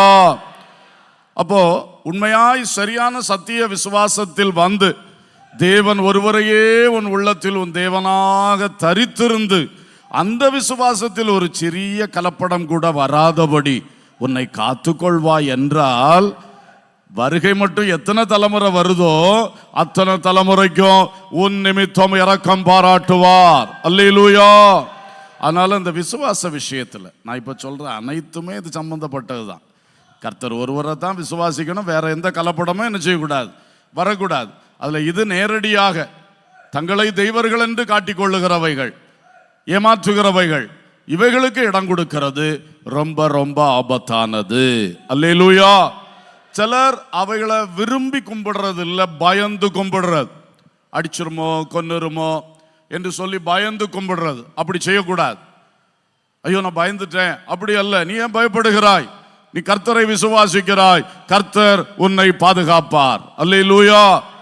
எதுக்கு இன்னொன்னு கண்டு நீ பயப்படணும்? ஸ்தோத்திரம். அதுவே சரியில்லாத காரியம். ஆகவே உறுதியாக இருப்பீர்களாக. நான்காவதாக, யோனாவிலும் பெரியவர் இயேசு. யோனாவிலும் பெரியவர் இயேசு. மத்தேயு 12:41 இயேசு சொன்னார், யோனாவின் பிரசங்கத்தை கேட்டு நினிவே பட்டணத்தார் மனம் திரும்பினார்கள். இதோ யோனாவிலும் பெரியவர் இங்கே இருக்கிறார். அல்லேலூயா. யோனாவை பற்றி சொல்லும் பொழுது இயேசுவே சொன்னார், அவருடைய பிரசங்கத்தை கேட்டு நினிவே பட்டணம் முழுவதும் என்ன செய்தது? என்ன செய்தது? மனம் திரும்பினது. ராஜா முதல் கடைசி பிரஜை வரைக்கும், மிருக ஜீவன்கள் கூட ஃபாஸ்டிங் போட்டது. அப்படி பெரிய மனம் திரும்புதல் உண்டாயிற்று. ஸ்தோத்திரம். அல்லேலூயா. ஃபாஸ்டிங் இருக்கிற பலன் இருக்கிறவர்களே ஃபாஸ்டிங் போட்டீங்களா? ஃபாஸ்டிங் போட தீர்மானிச்சீங்களா? கர்த்தருக்கு ஸ்தோத்திரம். இந்த வார்த்தை வந்ததுனால சொல்றேன், இது நமக்கு ஃபாஸ்டிங் டேஸ். அல்லேலூயா. முடிந்த அளவு திட்டமிடுங்கள். என்னால முடியாதுன்னு அப்படி ஒதுக்கி வைக்காதீங்க. ஆமென். ஸ்தோத்திரம். வியாதியஸ்தர், பலவீனர் நான் சொல்லனால கஷ்டமா எடுத்துக்கொள்ள வேண்டாம். அவரவர் சரீர சூழ்நிலைக்கு தக்க செய்யுங்கள். ஆனால் இயன்றவர்களுக்கு நான் சொல்லுகிறேன், அதை விட்டு விடாதிருங்கள். அல்லேலூயா. ஓகே. யோனா உடைய பிரசங்கம் அவ்வளவு வல்லமை உள்ளது. இன்றைக்கும் பல மனிதர்கள், கர்த்தருக்கு ஸ்தோத்திரம், இப்படிப்பட்ட பல வல்லமையானவர்களை, பெரியவர்களை நம்பி ஓடுகிறார்கள். பொதுவாக சொல்லும் பொழுது இன்றைக்கு பல மக்கள் யோகிகள், சாமியார்கள், சித்தர்கள், குருக்கள் போன்றவர்களை தேடி ஓடுகிற ஒரு பெரிய கூட்டம் இந்த தேசத்தில் இருக்கிறது, பல நாடுகளிலும் இருக்கிறது. யோசியுங்கள், அவர்கள் ஒரு பொழுதும் தெய்வமாக மாட்டார்கள். அல்லேலூயா. அவர்களும் உங்களைப் போல இந்த தேவனால் படைக்கப்பட்ட மனிதர்களில் ஒருவர். அதுதான் விஷயம். அவருக்கு சிலவேளை நான் கொஞ்சம் முன்னால சொன்ன சில ஆவிகள், சில பவர் கொஞ்சம் கொடுத்திருக்கலாம். அதை வச்சு அவங்க செய்யறாங்க. சில ஞானம் அவர்களுக்கு உண்டாயிருக்கலாம், சில படிப்பினைகள் உண்டாயிருக்கலாம், சில உடற்கூறு சாஸ்திரங்கள் படித்து சில அபியாசங்கள் அவர்களுக்கு இருக்கலாம். இதை வைத்துக்கொண்டு அவர்கள் செயல்படுவார்கள். ஆனா நீங்கள் அவர்களை உற்று கவனியுங்கள். அவருடைய வாழ்க்கை எப்படி இருக்கிறது, அவருடைய கிரியைகள் எப்படி இருக்கிறது, அவள் சொல்லுவது அது உங்க வாழ்க்கையில எல்லா பகுதிக்கும் நன்மை கொண்டு வந்துருச்சா? அவள் சொல்லுவங்க ஆத்மாவை நித்தியத்துக்கு கொண்டு போறதுக்கு ஏதுவா இருக்குதா? வெறும் உலக வாழ்க்கை, சரீரபிரகாரமான காரியம், இதைத்தான் பேச முடியும் அவர்களால். மற்றவைகள் அவள் சொல்வதெல்லாம் தெளிவுள்ளதாக இல்லை, நாம் ஏற்றுக்கொள்ளக்கூடியதாக இல்லை. நிதானமாய் சிந்தித்து பார்ப்பீர்கள் என்றால் புரிந்து கொள்ளுவீர்கள். அப்படி யாராகிலும் இருப்பீர்கள் என்றால் இன்றைக்கு புரிந்து கொள்ளுங்கள், அவர்கள் காட்டும் வழி சரியான வழி அல்ல. இயேசு ஒருவரே சரியான வழி. அல்லேலூயா. நீங்கள் அவர்களை பின்பற்றி அதுக்காக போய் காத்து கடந்து டிக்கெட் வாங்கி அங்க போய் உட்கார்ந்து இருக்கிற நேரத்தில் இயேசுவை தேடுவீர்கள் என்றால், பரிசுத்த வேத வசனங்களை நீங்கள் வாசிப்பீர்கள் என்றால், நிச்சயமாய் நீங்கள் தேடும் நிம்மதி உங்களுக்கு கிடைக்கும். அல்லேலூயா. நீங்கள் விரும்பும் அந்த உண்மையான மோட்சம் உங்களுக்கு கிடைக்கும். அல்லேலூயா. யாரோ பேசுகிற மோட்சம் எல்லாம் சரியான உண்மையானது அல்ல. அல்லேலூயா. சோ இப்படி அநேகர் இருக்கிறார். சிலர் பாருங்க, ஹீரோ வர்ஷிப்.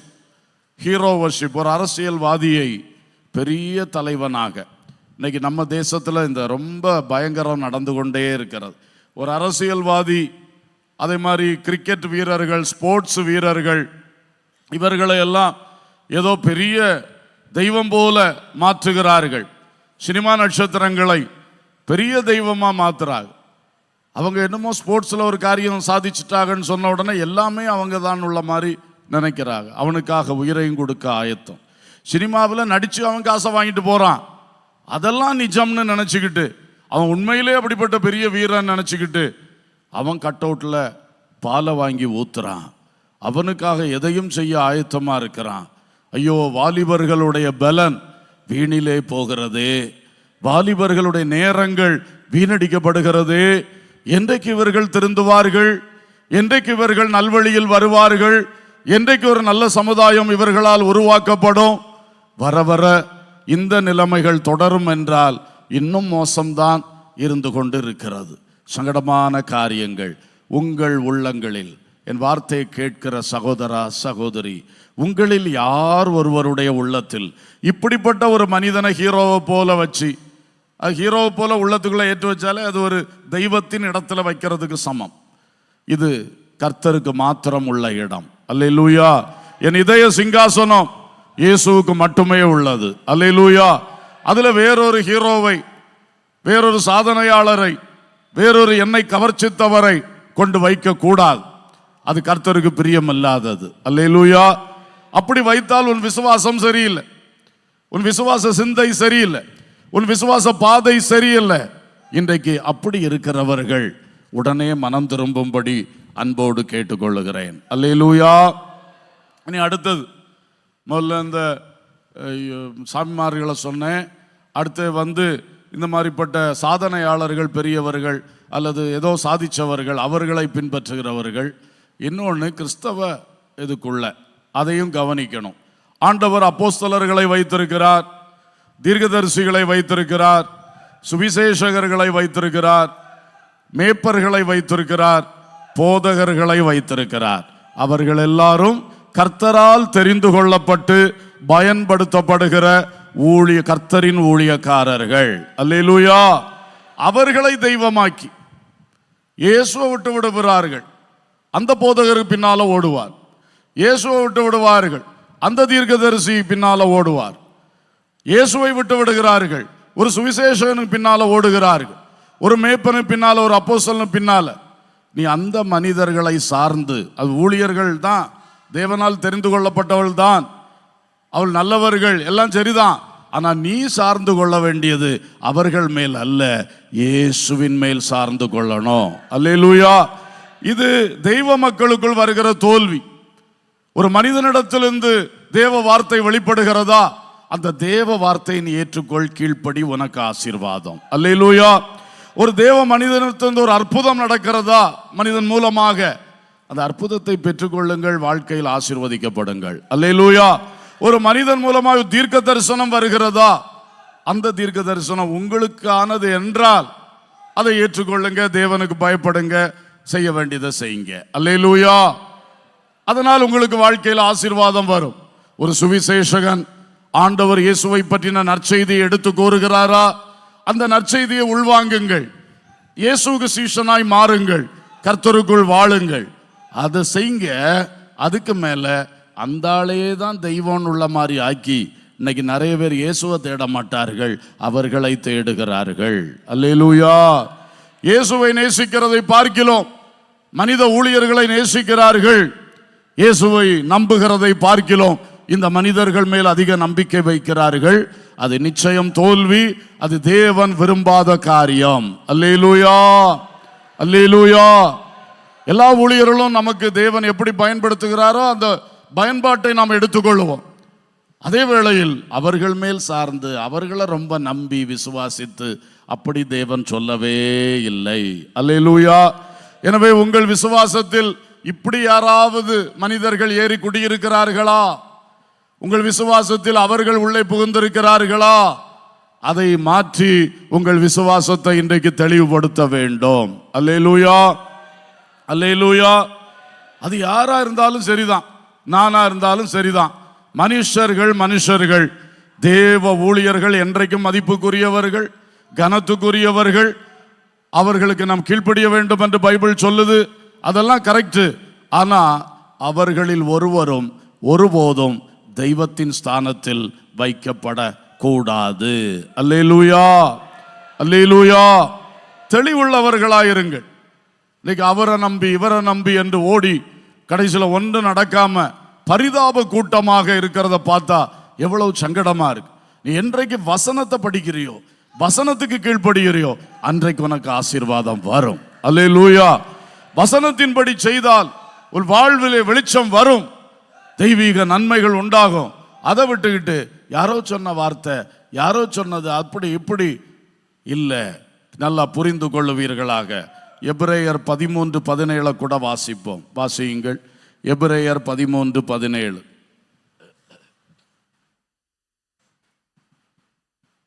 உங்களை நடத்துகிறவர்கள் உங்கள் ஆத்துமாக்களுக்காக உத்தரவாதம் பண்ணுகிறவர்களாய் விழித்திருக்கிறவர்கள் ஆனபடியால் அவர்கள் துக்கத்தோடே அல்ல சந்தோஷத்தோடே அதை செய்யும்படி அவர்களுக்கு கீழ்ப்படிந்து அடங்குங்கள். அவர்கள் துக்கத்தோடே அப்படி செய்தால் அது உங்களுக்கு பிரயோஜனமாய் இருக்க மாட்டாதே. ஸ்தோத்திரம். கர்த்தருடைய ஊழியர்கள், உங்களை நடத்துகிறவர்கள், உங்கள் ஆத்துமாக்களுக்காக உத்தரவாதம் பண்ணுகிறவர்கள், அவர்கள் உங்களுக்காக ஜெபம் பண்ணுவது, உங்களுக்கு ஆலோசனை சொல்லுவது, உங்களை வழிநடத்துவது உங்களுக்கு பிரயோஜனமானது. அதனால அவர்கள் சொல்லுவதை, அவர்கள் வழிகாட்டுகிறதை கவனித்து கீழ்ப்படிந்து நடவுங்கள். அல்லேலூயா.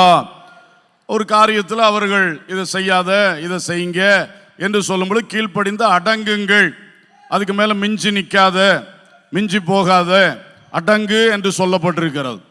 அதே நேரத்தில் இந்த மாதிரி கீழ்ப்படிதல், அடங்கி நடக்கிறது, சொல்றதுக்கு கீழ்ப்படிஞ்சு அதை செயல்படுத்துறது எல்லாம் வேணும் ஊழியக்காரர்களிடத்தில். அதே நேரம் ஊழியக்காரர்கள் மேல் அதிக பாசம் வைத்து கர்த்தருடைய பாசத்தை விட்டுவிடக்கூடாது. அல்லேலூயா. இன்னைக்கு அதனால் நிறைய பிரச்சனைகள். ஆகையினாலே எல்லா சகோதரனும் சகோதரியும் இதை நன்றாக உணர்ந்திருக்க வேண்டும். அல்லேலூயா. ஸ்தோத்திரம். சரி, அடுத்ததாக 5வதாக தேவாலயத்திலும் பெரியவர் இயேசு. அல்லேலூயா. தேவாலயத்திலும் பெரியவர் இயேசு. மத்தேயு 12:6 இயேசு சொன்னார், தேவாலயத்திலும் பெரியவர் இங்கே இருக்கிறார் என்று உங்களுக்கு சொல்லுகிறேன். அல்லேலூயா. தேவாலயத்திலும் பெரியவர் இங்கே இருக்கிறார். சிலருக்கு விசுவாச நம்பிக்கை எல்லாம் எங்க போகுதுன்னா தேவாலயத்தின் மேல போகுது. அப்படிப்பட்டவர்கள் கவனியுங்கள்.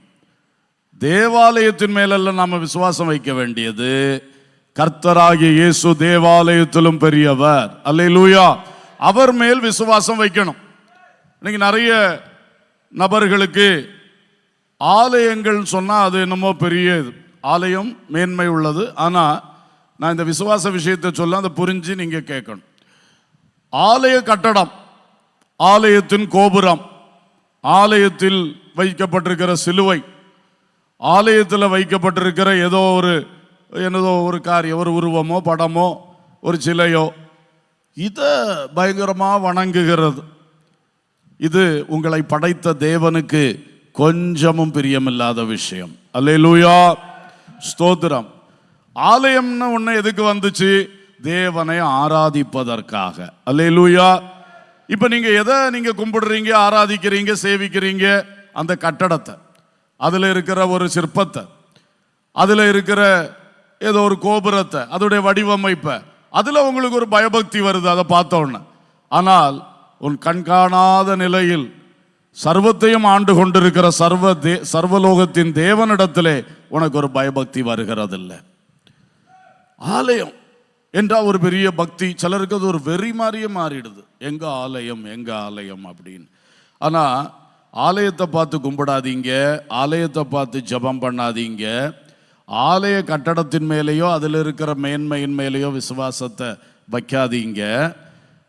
தேவாலயத்திலும் பெரியவராய் இருக்கிற இயேசு கிறிஸ்துவின் மேல் விசுவாசத்தை தெளிவாய் வையுங்கள். அல்லேலூயா. ஸ்தோத்திரம்.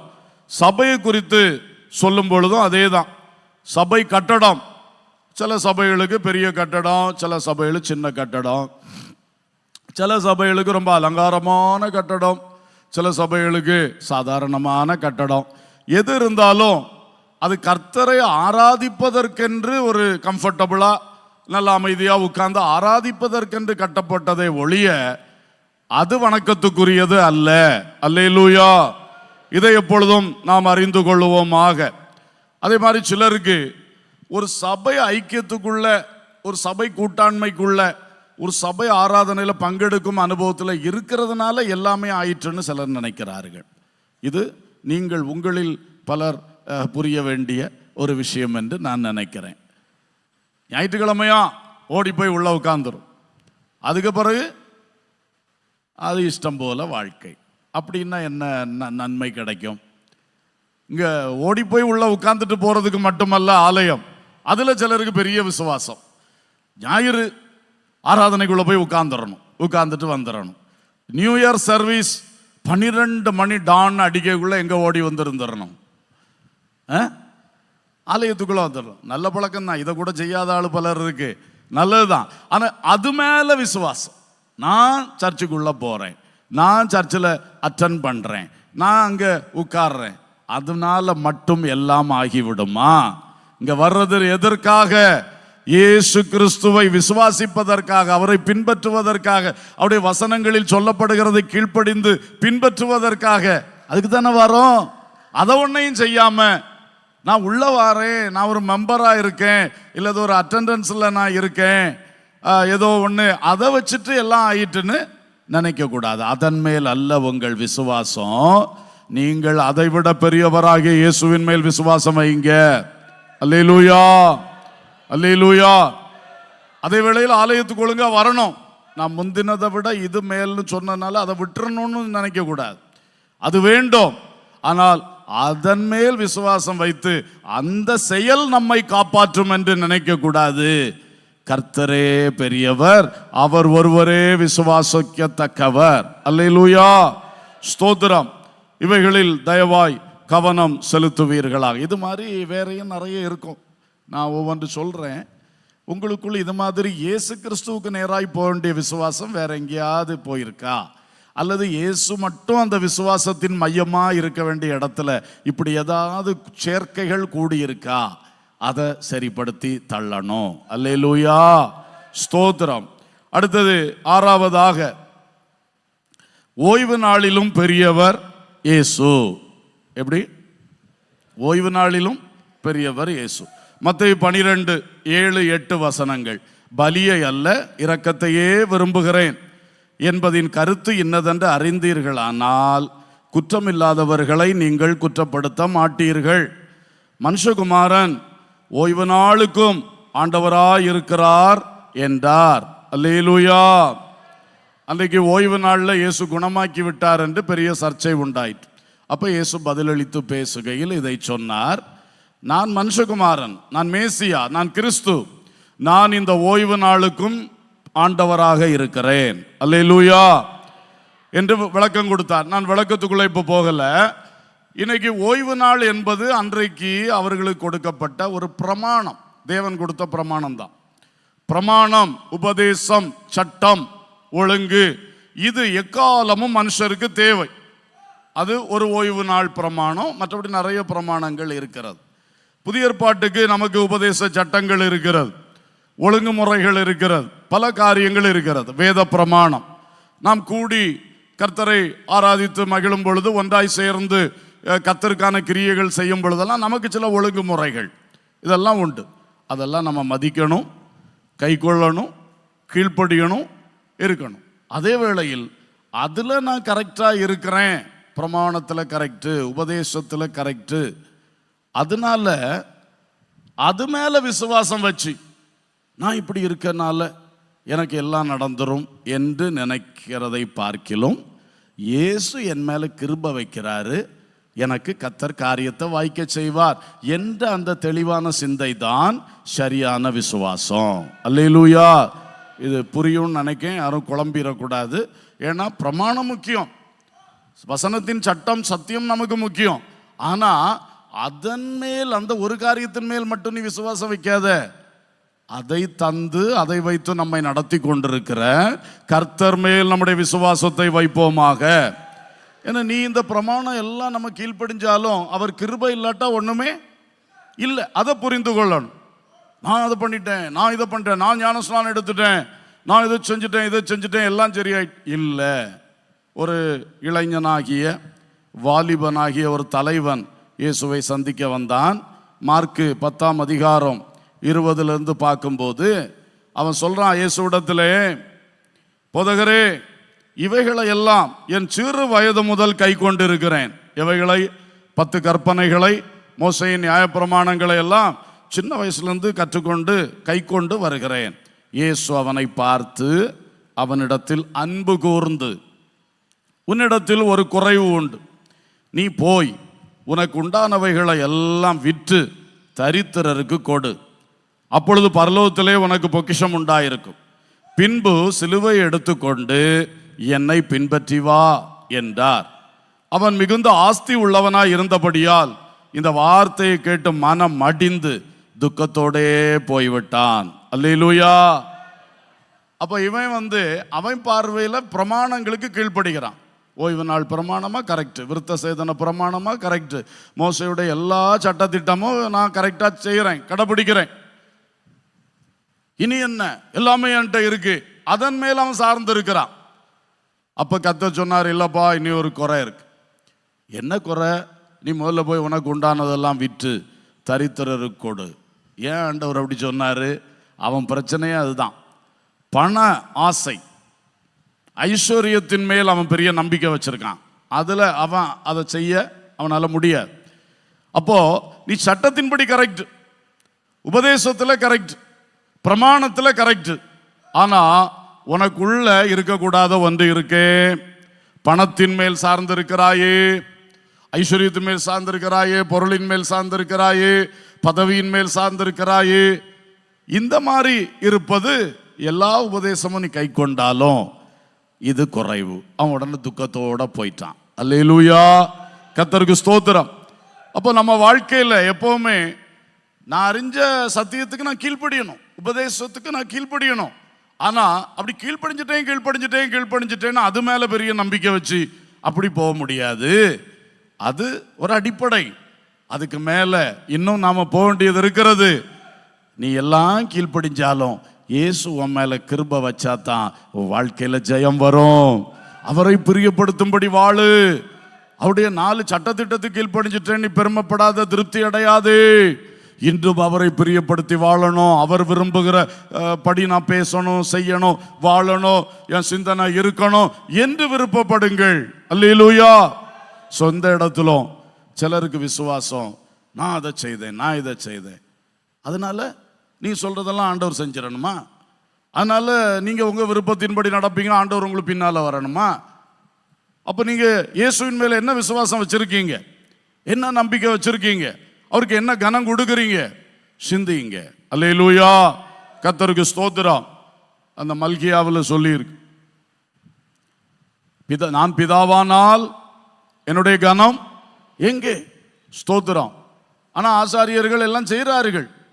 வாசல் கதவை, ஆலயத்தின் கதவை திறப்பார்கள், பூட்டுவார்கள், எல்லாம் நடக்குது. ஆனால் ஆண்டவர் சொல்லார், கூலிக்காக செய்கிற. நீ என்னுடைய வாசல் கதவை கரெக்டாக என் பிரமாணப்படி திறக்கிற, பூட்டுற, ஆனால் உன் உள்ளத்தில் என்ன இருக்கு? கூலிக்காக செய்கிற. நீ கடாக்களெல்லாம் கொண்டு வந்து பலி செலுத்துற, ஆனால் மந்தையில் நல்ல கடாக்களை உனக்குன்னு வச்சுட்டு மோசமான கடாக்களை கொண்டு என்ன பண்ற? செலுத்துற. ஆனால் சட்டத்தில் நீ கரெக்ட், பலி செலுத்தினாயா? செலுத்தினேன். என்ன கடாக்களை கொண்டு வந்தியா? கொண்டு வந்தேன்.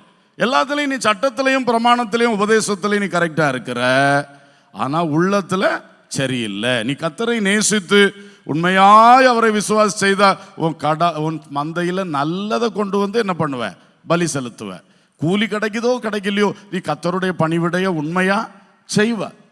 அதுதான். அப்ப அந்த உண்மை இல்லை, ஒரு காரியத்துக்காக ஏதோ ஒரு நன்மை கிடைக்கும் என்று கர்த்தரை பின்பற்றுறது, கர்த்தருக்கு சேவை செய்யறது.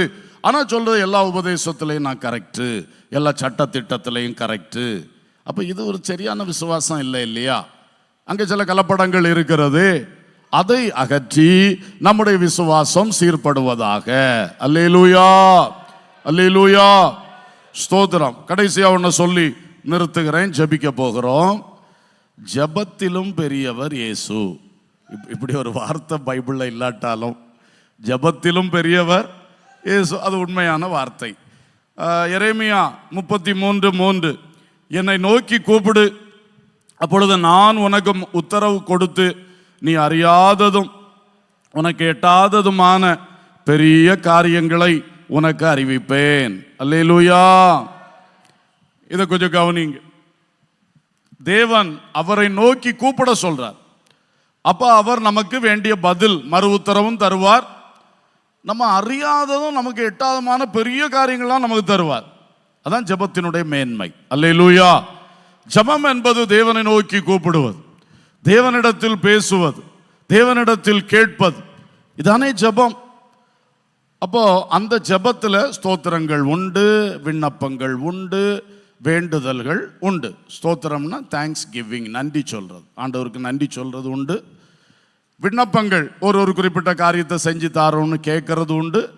வேண்டுதல்கள் கெஞ்சுகிறது, இரக்கம் பாராட்டப்பா, தாங்கப்பா தாங்கப்பா, உங்கள் காலை விட மாட்டேன்ப்பா, நீங்கள் ஆசீர்வதித்தால் ஒழிய விட மாட்டேன். இதெல்லாம் வேண்டுதல்கள், மன்றாட்டுகள், பரிந்து பேசுதல்கள், இப்படி உண்டு. இந்த எல்லா ஜெபங்களிலும் நல்லா கவனிங்க, நம்ம ஜெபிக்கிறவர்கள் உங்கள் ஜெபத்தின் மேல் விசுவாசம் வைக்காதபடி ஜெபத்தை கேட்டு கிரியை செய்கிற இயேசுவின் மேல் விசுவாசம் வையுங்கள்.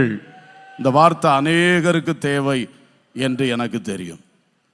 பேச்சிலே நான் ஜெபித்தேன், நான் ஜெபித்து சாதிப்பேன். ஜெபித்து சாதிக்க முடியாது. நீ ஜெபித்ததை கர்த்தர் கேட்டு உனக்கு இரக்கம் செய்தால்தான் சாதனை வரும். அல்லேலூயா. புரியுதா உங்களுக்கு? சிலர் 1000 ஸ்தோத்திர பலிட்டேன்னா எல்லாம் சரியா போயிடும். உடனே ஸ்தோத்திர பலி புக்கெடு, 1000 ஸ்தோத்திர பலி, தேவனே சோத்திரம், வல்லவரே சோத்திரம், நல்லவரே சோத்திரம். மந்திரமா?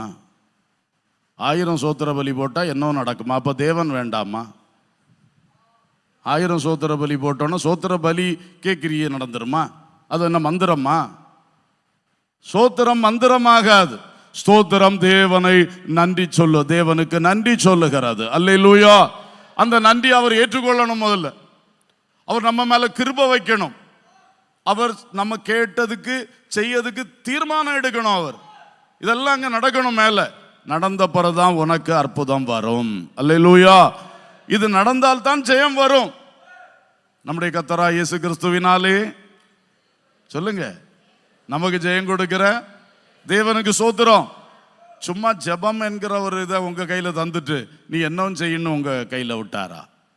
நிறைய பேர் அப்படித்தான் நினைக்கிறது. ஜெபம் என்பது நல்ல ஒரு காரியம், தேவனோடு நேரடியாக பேசுற ஒரு பெரிய பாக்கியம்.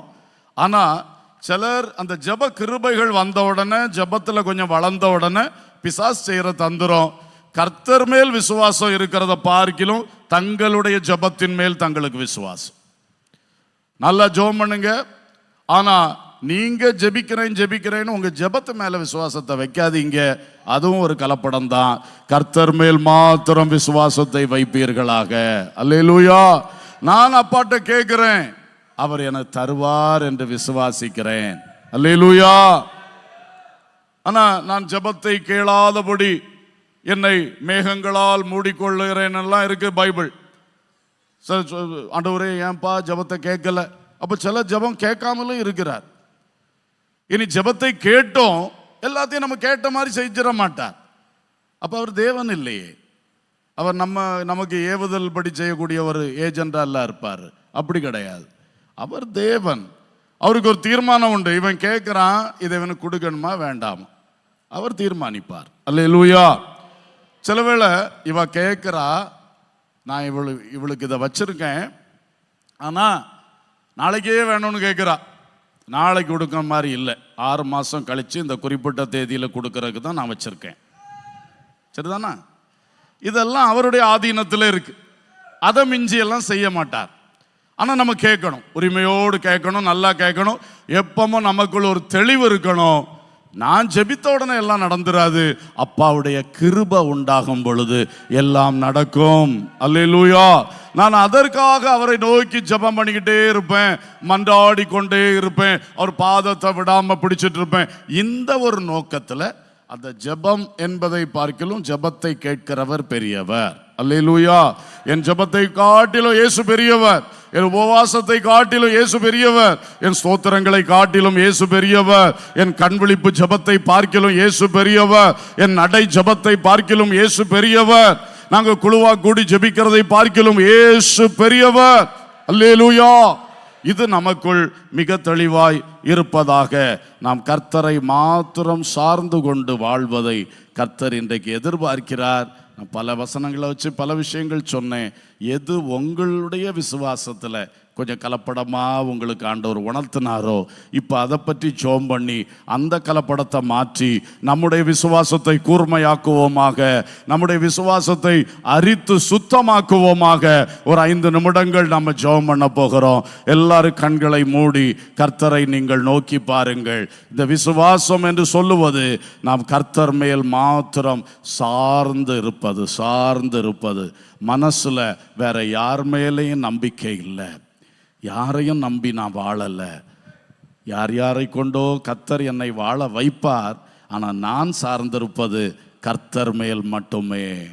நல்ல கண்களை மூடி அப்படியே ஜெபிக்க ஆரம்பிப்போம். நம்முடைய சிந்தனையை கர்த்தருக்கு நேராக திருப்புவோம். எல்லாரும் கர்த்தரை நோக்கி பாருங்கள். உங்களுக்கு எந்த வார்த்தை தேவை அதை மட்டும் வச்சு ஜெபம் பண்ணுங்க. ஹல்லேலூயா.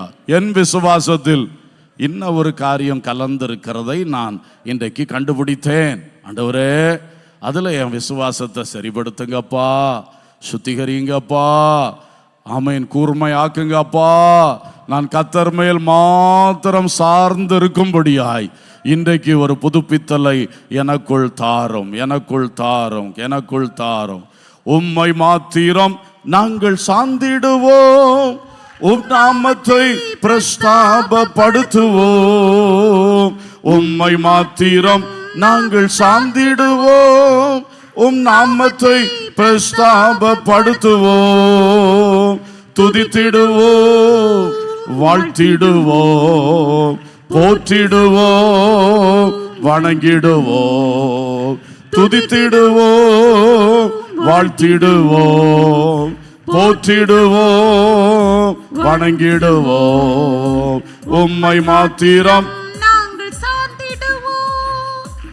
நம்பிட ஏதுக்கள் ஒன்றுமில்லையே, நம்பிடுவோம் நித்திய கன்மலையே. நம்பிட ஏதுக்கள் ஒன்றுமில்லையே, நம்பிடுவோம் நித்திய கன்மலையே. பதறிடோம், கலங்கிடோம், பதறிடோம், கலங்கிடோம், கர்த்தரையே நம்பிடுவோம். பதறிடோம்.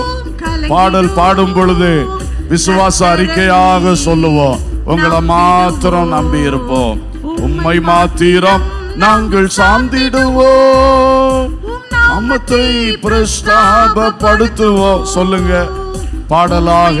அப்பா, இன்றைக்கு அதுல ஒரு உறுதி எடுத்துக்கொள்ளுகிறோம். யார் மேல எங்க விசுவாசம் சதறி போக விட மாட்டோம். உம்மை மாத்திரம் போற்றிடுவோம், வணங்கிடுவோம், துதித்திடுவோம், வாழ்த்திடுவோம், போற்றிடுவோம், வணங்கிடுவோம். உம்மை மாத்திரம் நாங்கள் சார்ந்திடுவோம்.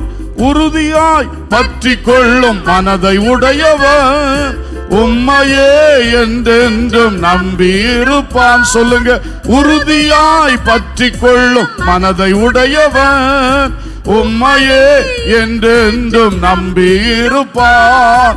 காத்திடுவீர் பூரணமாய், காத்திடுவீர் பூரணமாய், சேர்த்திடுவீர் மகிமையிலே.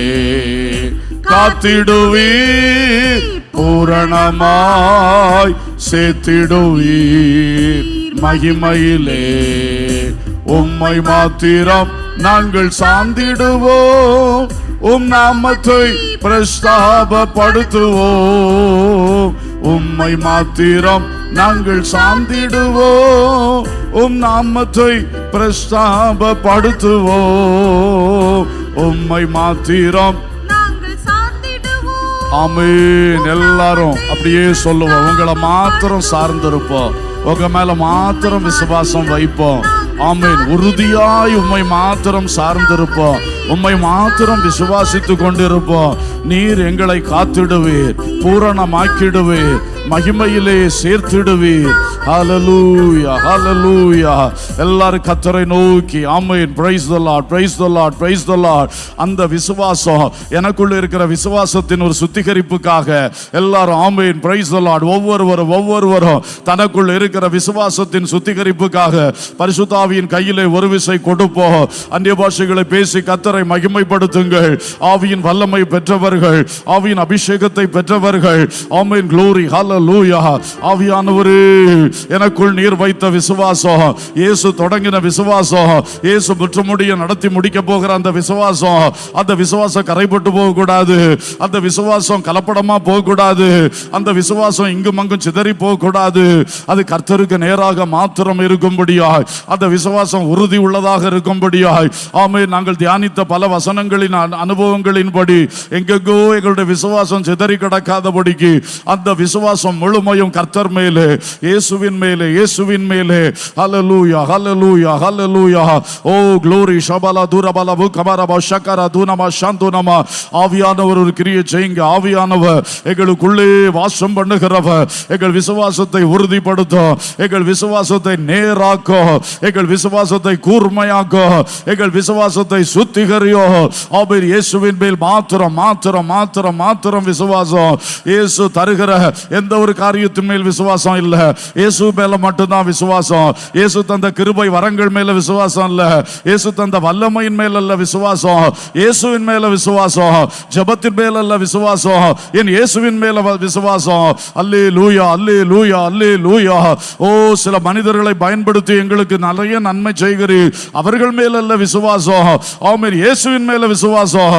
சில மனிதர்களால் எங்களுக்கு ரொம்ப பிரயோஜனங்கள், அவருடைய வாழ்க்கையினால், அவருடைய போதனைகளினால, அவருடைய வெளிப்படுகிற தேவ வல்லமையினால ரொம்ப ரொம்ப பிரயோஜனங்கள். ஆனால் அவர்கள் மேல் அல்ல, இயேசுவின் மேல் எங்கள் விசுவாசம், இயேசுவின் மேல் எங்கள் விசுவாசம்.